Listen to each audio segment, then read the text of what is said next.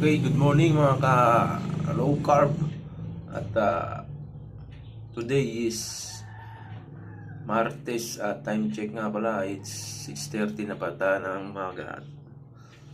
Kakagising lang natin at meron tayo dito ngayong kape na sugar free, Tim Hortons na kape.